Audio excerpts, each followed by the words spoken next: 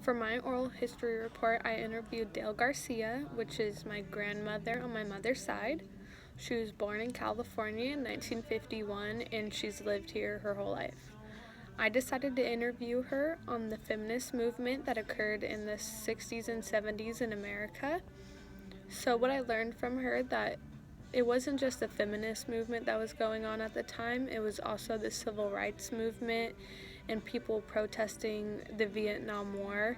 So it was a culmination of all these groups that were protesting and fighting to change, and it was just a large upheaval of the social norms that were previously held, and everyone wanted to change for the better for themselves. So it was, these protests, they weren't all peaceful. There was a lot of violence that occurred. A lot of people died.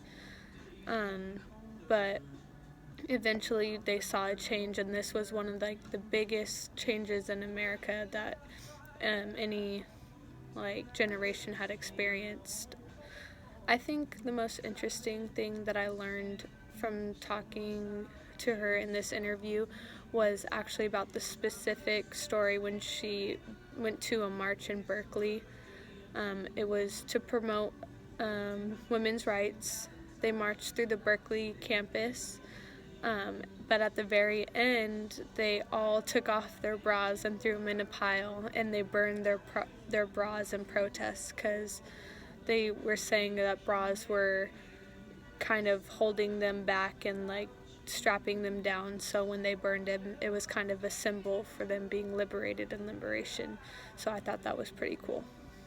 And just overall, it was pretty just awesome learning from my grandma, that she's done all this stuff and just never knowing, and then when I interviewed her, I found out all this cool, interesting stuff about her, so I was really glad I decided to interview her for this project.